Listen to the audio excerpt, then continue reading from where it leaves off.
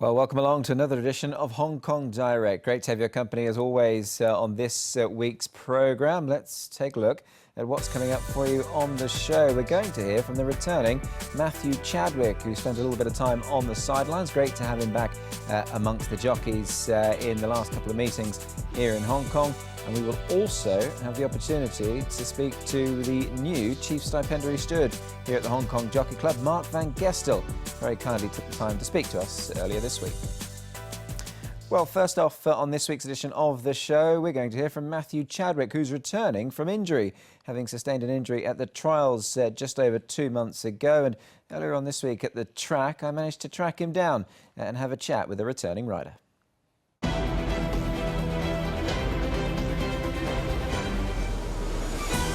Money catcher, he's now a neck away, but Olfus and Paul's lifting, fighting, holding, winning.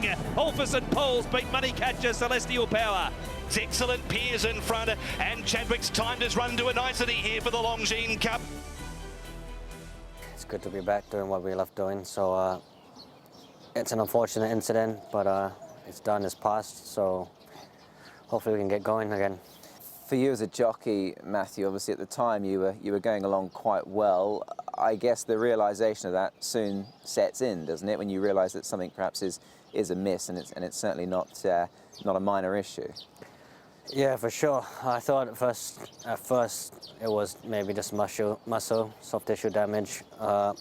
Once the pain shot through my leg, I realised it wasn't, and then I was hoping rather than accepting, but once it was concurred that it was quite badly injured, then it was just about getting over it and coming back as soon as possible. Talking of that return, I did read that you were hoping you'd be back that little bit sooner, perhaps in time for the Classic Mile. That didn't eventuate. What were the issues that were keeping you off the track sooner than you'd like? Well, again, I was more hopeful of returning earlier, back for big races and with the fixture list and the program how it was. But as far as timeline was concerned, it wasn't really possible. So it was always wishful thinking. We always want to be back sooner rather than later, not missing a big part of the chunk of the season. But realistically, considering the bone damage and how much you had to heal back properly and getting it in the right place, it wasn't really feasible. So again, it was just so tight. It was a waiting time. And since you have been back, obviously you've been at track work, you've cleared for that, trials and races. Everything feels fine now with the ankle? Yeah, the leg feels good. I think I'd worked on my fitness a lot prior in the last few seasons, that I've come back a lot better than expected. I've been pulling up really well. The trials have tested me and I've been pulling up well off that. Last Wednesday, no dramas, and I'm just hoping to push on. The life of a jockey, Matthew, is one that they always want to sort of go to the next level and always want to ride as many winners as possible.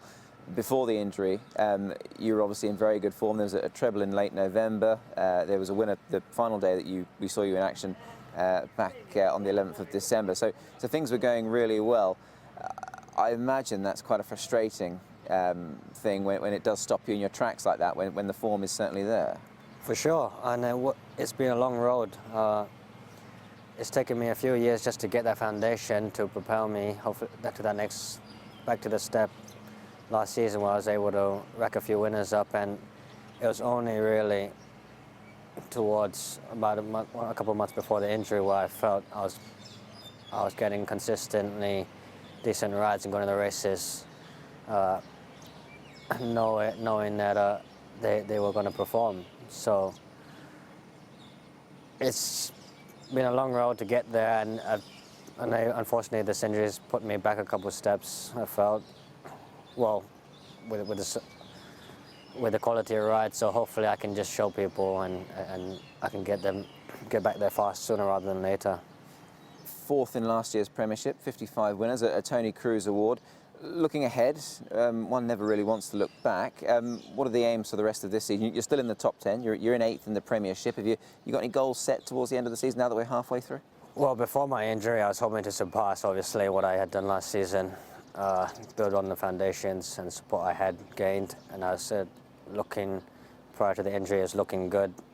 And I was riding, picking up some nice horses, getting through the grades, and I was hoping to be able to partner them throughout the season and onwards. Unfortunately, the timing of it was a lot worse than normal circumstances, especially someone for my personal situation anyway. And so now it's just about trying to get back that support and riding as many winners as possible, really. Well, great to chat to Matthew. We wish him very well. Great to see him back amongst the riding ranks here in Hong Kong now, returning from injury. Away from the jockeys' room, the judicial room, there is a bit of a changing of the guard. Kim Kelly has now left the Hong Kong Jockey Club after some 20 years, and Marc Van Gestel is the new Chief Stipendiary Steward. And earlier on this week, he very kindly took the time to chat to me about his new position. Marc Van Gestel, many thanks for taking the time to chat to us. Great to have this opportunity. You are the Hong Kong Jockey Club's new Chief Stipendiary Steward. Firstly, have you settled into life in Hong Kong, Marc? I've settled in very well.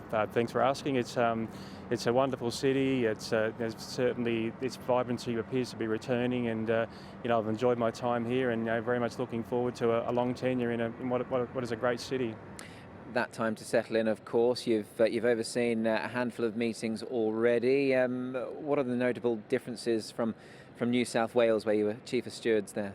Look, I think clearly the pace of the race meetings here are something that is quite different. Half an hour between races, and certainly the racing's very competitive, tight racing, and it's the best racing in the world. So, I mean, they're the differences that I can ascertain at this point in time. But clearly, going forward, there'll be challenges along the way that we'll embrace. What do you see, Marc, as your biggest challenges stepping into what is a very important role here in Hong Kong? Well, one of the key focuses is obviously bet monitoring and the monitoring of the wagering system, and that landscape changes quite regularly. So certainly that is the biggest challenge that I see for work as a stipendiary steward, not just in Hong Kong but around the world globally, to ensure that there's proper monitoring of wagering, and that really is the forefront of my focus here, is to ensure that we have proper systems in place to detect betting movements and to understand why those betting movements are taking place. And obviously all the upgrading of technology, etc. That's something that I know that you're quite willing to embrace, of course, going forward. Yeah, most definitely. I think stewards' roles have changed significantly, particularly in the last 10 or 15 years, where we need to embrace technology, and not just within bet monitoring, but the use of vision, CCTV, our stewards' patrol footage, the use of sectional times, tracker systems, all those things that are available to the stewards these days. And I think it's something that stewards around the world need to embrace to remain current and to move forward with the monitoring of integrity.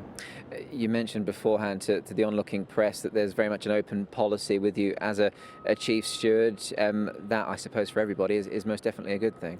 Look, transparency is also very important in this role. The role of the stewards is to obviously look after the integrity and the safety of our participants, but also to explain to the public, whether they be punters or whether they be owners of horses, as to why we make certain decisions. So I think by offering our door to the press, it provides not just the general public, but our owners and punters with the opportunity to understand why decisions are made. And I think that's an important part of being able to communicate to the industry. One man that I'm sure you will still be working very closely with is the outgoing Chief Steward, Kim Kelly, obviously here for a very long time. You'd be very much obviously aware that they are relatively big shoes to fill. A great job Kim managed to do here in Hong Kong. You must be really looking forward to the challenge to carry that on. Certainly. I mean, Kim and his predecessors, Jamie Steer and John Schreck, all those three gentlemen, I've had a very good working relationship with, and certainly look forward to enhancing the good systems that Kim has put in place, and the stern reputation that Hong Kong has earned under Kim's leadership in being able to be considered as one of the best racing jurisdictions in the world when it comes to integrity. So that's certainly something I'm looking to continue and even enhance moving forward in the role. Yes, all the very best to Marc Van Gestel in his new position here at the Jockey Club. Great to have him on board, and he is the new Chief Stipendiary Steward. Let's have a look at what we've got coming up as far as the fixture list is concerned. We've got a Sunday meeting from Sha Tin this weekend, back to Happy Valley on Wednesday, and then the 19th of February back at Sha Tin as well. So that's what we've got coming up for you in the immediate future as far as race meetings are concerned. Coming up towards the end of this show, however, we're going to look back on a classic replay that involved Matthew Chadwick, of course. California Memory winning the Gold Cup back in 2011. Quite a win this. Enjoy it, and many thanks for your company. Goodbye. Arian still sitting back in a rearward position as they turn. Now Beedman pulls him to the outside from California Memory, and Super Saturn's last into the straight. Special Days being felt for his sight winner joins him. Mighty High being called upon. Viva Pataka and Arian. Here come the John Moore charges as Mighty High hits the lead. Coming through with the good runners, King Dancer, Viva Pataka, Arian and California Memory down the outside. California Memory races up with Viva Pataka and King Dancer, and California Memory. California Memory, what a huge day for Tony Cruz and Matt Chadwick.